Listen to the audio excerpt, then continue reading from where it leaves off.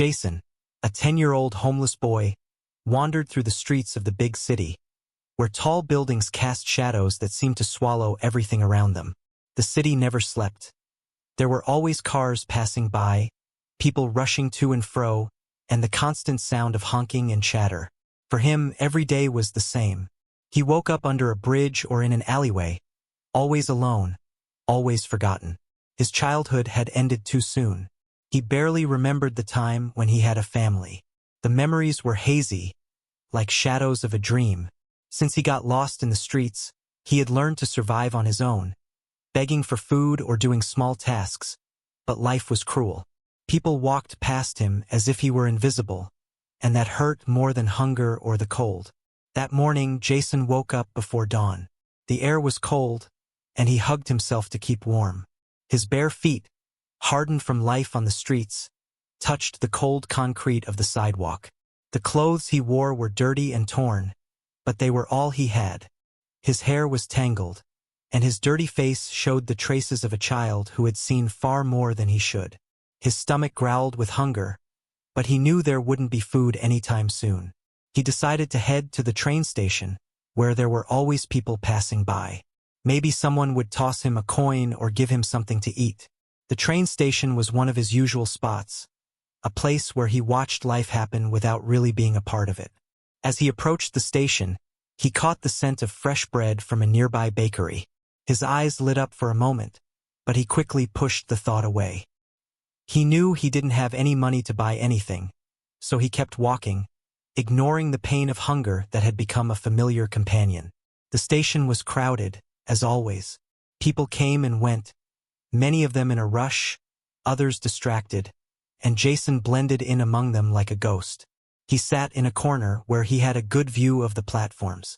Around him, the noise was constant. The sound of trains arriving and departing, the murmur of conversations, the clinking of coins in the ticket machines. Jason watched the people, trying to guess which ones might give him some change.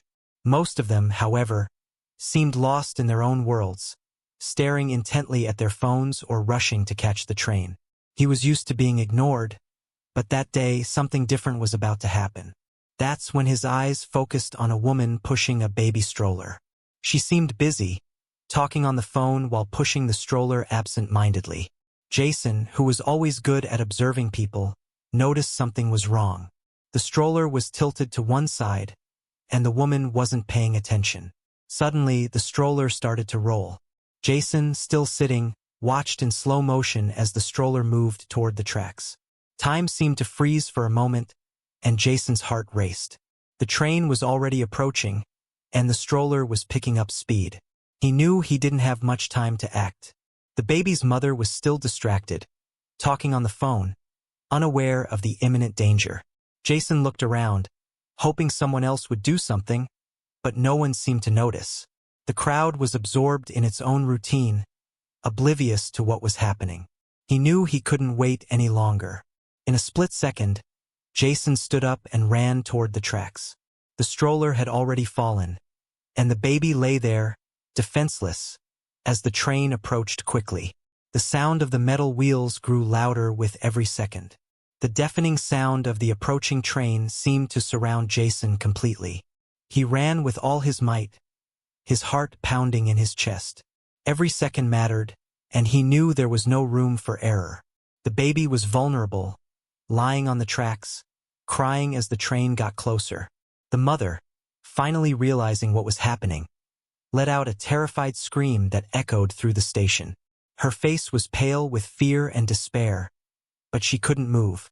She was paralyzed, as if the sight of her child on the tracks had stolen her ability to act. Jason, on the other hand, didn't hesitate. When he reached the edge of the platform, he jumped directly onto the tracks.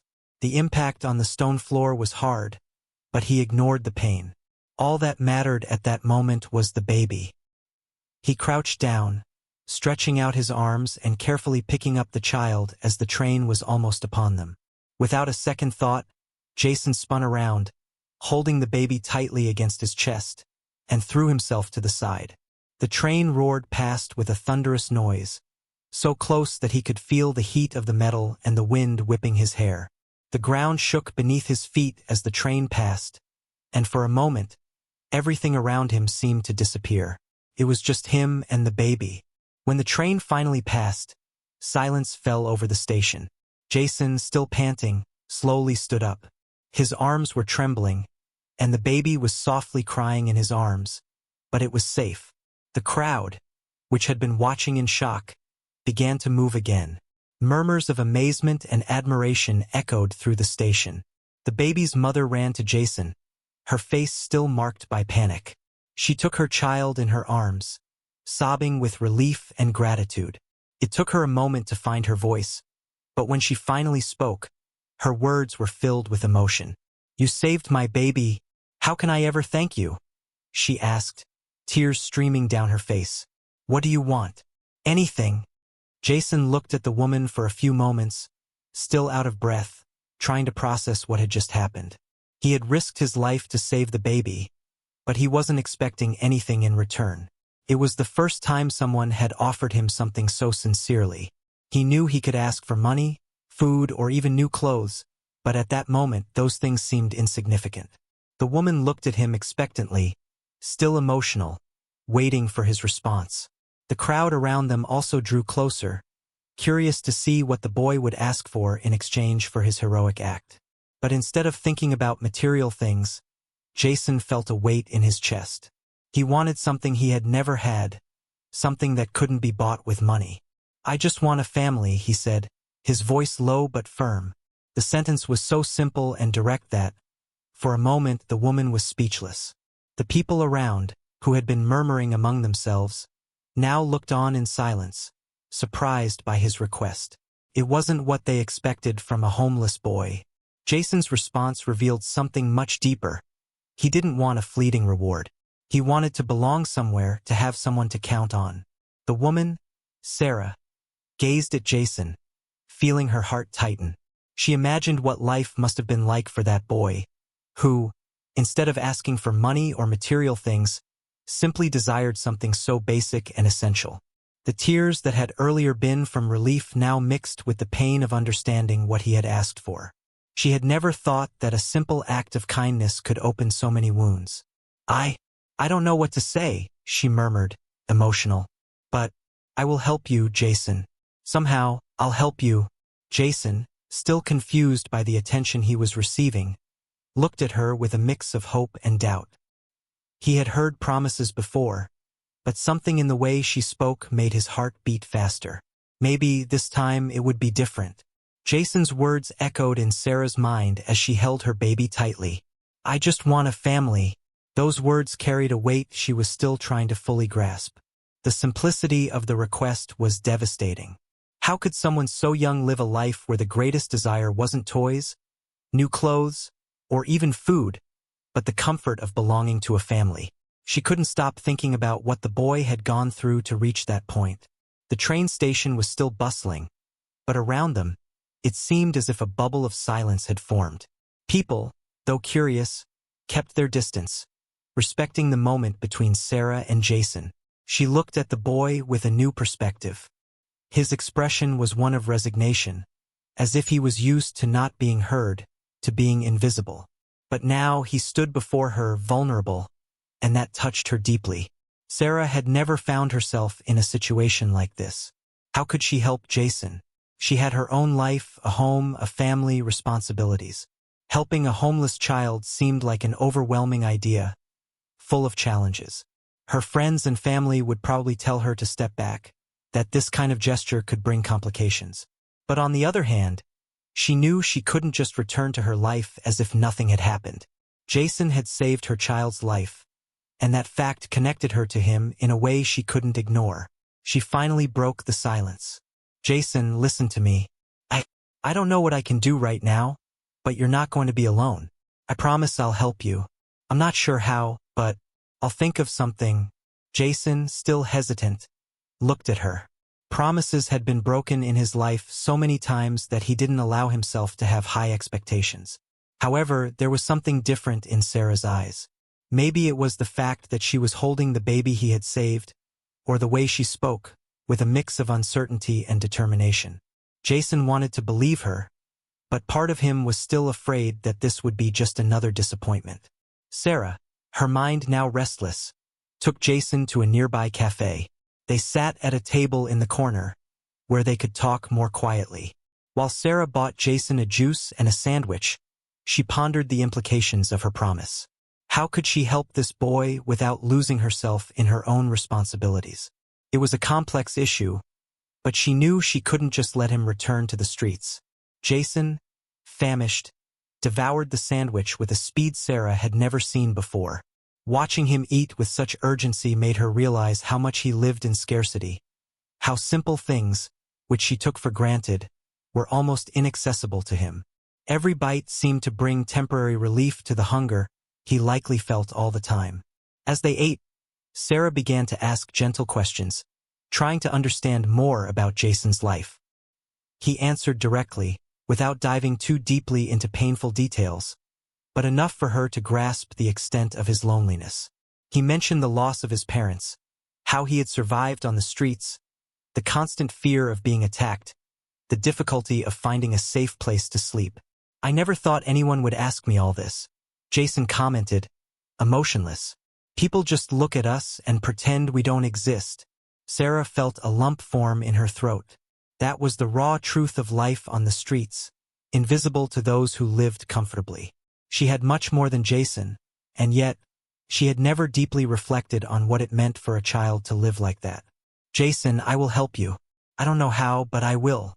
"That's a promise," she said, with more firmness in her voice. However, deep down, Sarah knew that her decision wouldn't be simple. She would have to face judgmental looks from people around her, explanations she might not want to give.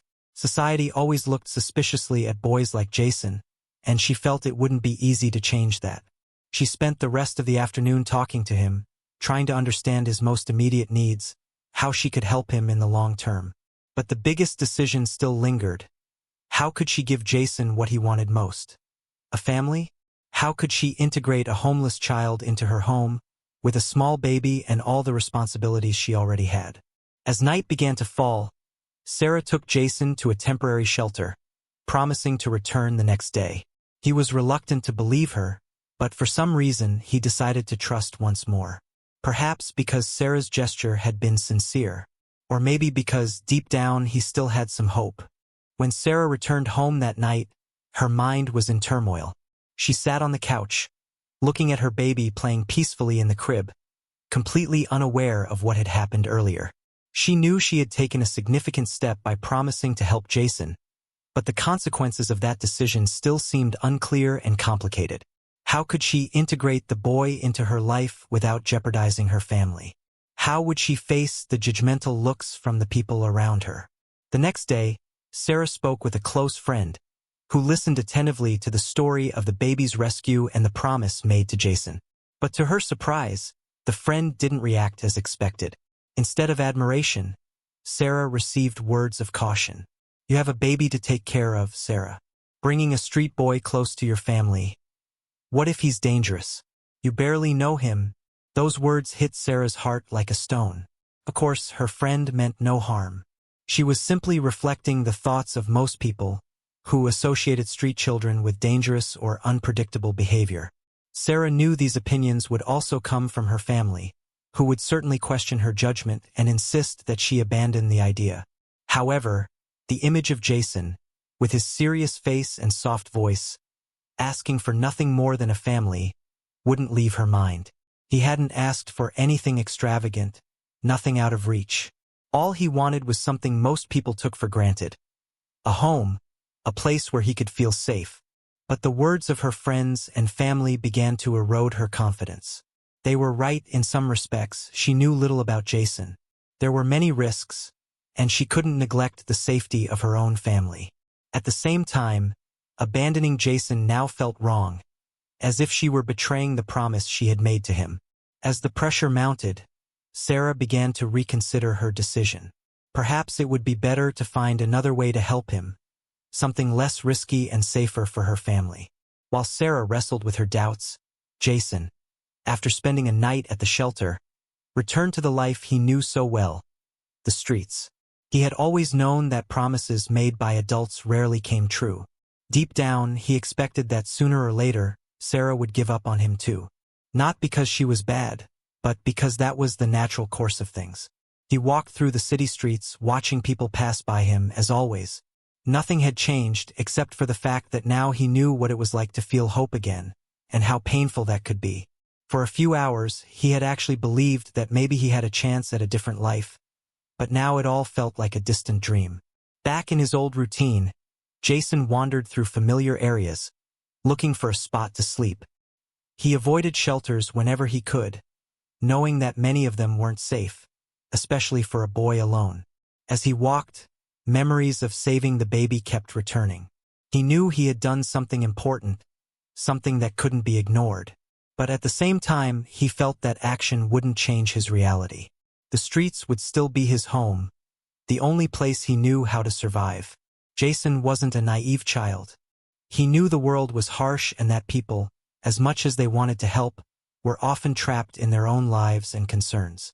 The fact that Sarah had promised to help him meant a lot, but now he was beginning to prepare for the moment when she would forget him, just like everyone else before her.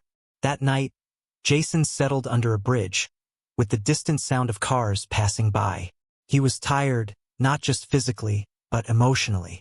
For a few moments, he thought about what could have been different in his life, but he quickly pushed those thoughts away. Dreaming was dangerous for someone who lived on the streets.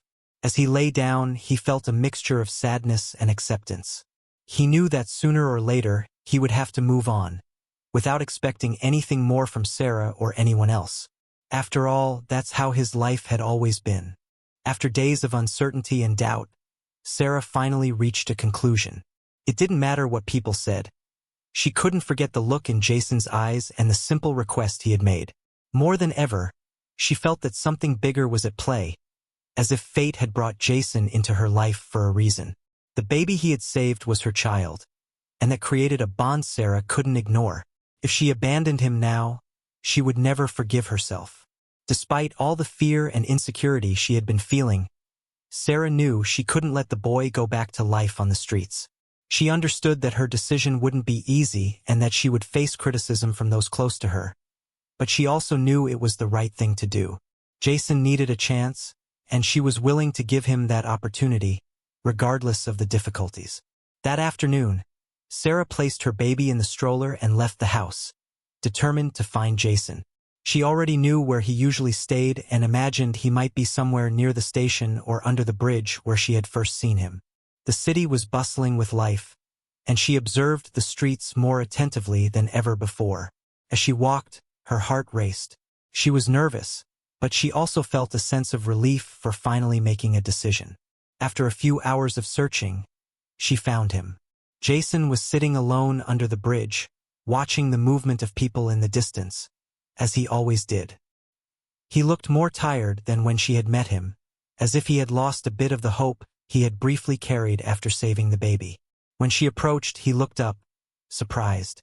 "I told you I'd come back," Sarah said, with a warm smile.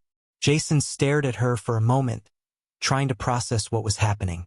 Part of him still couldn't believe that Sarah had actually returned to find him, but the expression on her face left no doubt. She had kept her promise, something that few people ever did. "Come with me, Jason. I want you to have the chance you asked for." He hesitated, looking at the ground, but Sarah extended her hand. And this time, Jason took it without fear. There was something different in his eyes, a mixture of surprise and relief. Finally, he believed that perhaps he had found someone who truly cared. Jason followed Sarah to her home. Upon arriving, he was greeted with a strange, almost surreal feeling. It was a simple but cozy house, full of life, something he hadn't seen in a long time. The baby was in the stroller, babbling happily as Sarah led him inside. For Jason, every detail of the house was a reminder of how different his life had been up to that moment. A safe place, a bed, food on the table. These were things he had never had. Sarah knew the adjustment wouldn't be easy for him. Jason was used to the freedom of the streets, no matter how harsh it was. Being in a home, under a roof, surrounded by care, would be a new and perhaps even uncomfortable experience for him. But she was willing to be patient. She knew Jason would need time to adapt, and she was ready to help him. The first few days were quiet. Jason barely spoke and moved around the house as if he was always on alert, expecting something to go wrong. He ate cautiously, never asking for more than what was offered, and his nights were disturbed by nightmares. Sarah observed everything carefully, trying to give him the space he needed while also showing him that he was safe there. However, over time, things began to change. Jason started to feel more comfortable, trusting Sarah more, and allowing himself to believe that this new life could be real. Small gestures, like the baby smiling at him or Sarah preparing a warm meal, began to melt the layers of distrust he had built over the years. Jason still struggled to adapt. Some nights, he felt the need to go out and walk through the streets, to breathe the city air like he used to. But unlike before, he always came back home. That place had now become his refuge, and he was beginning to accept that perhaps he could indeed call it home. Sarah, in turn, also went through a transformation. Jason's presence in her life taught her to appreciate things she had once taken for granted. The way he looked at the world, always with caution, reminded her of how fragile things could be. And gradually, she felt that her family had grown in a way she could never have imagined. Jason didn't ask for much. He was still a quiet, observant boy, but now there was a glimmer of hope in his eyes. He knew that life would still be full of challenges, but for the first time in a long while, he felt ready to face them. He had a family now, something he never thought would be possible. Time passed, and Jason began to participate more actively in family life. He helped Sarah with small tasks, played with the baby, and even started studying with Sarah's support. It was a new beginning, full of uncertainties but also full of promise. Jason was finally where he had always wanted to be, in a place where he was accepted, loved, and safe.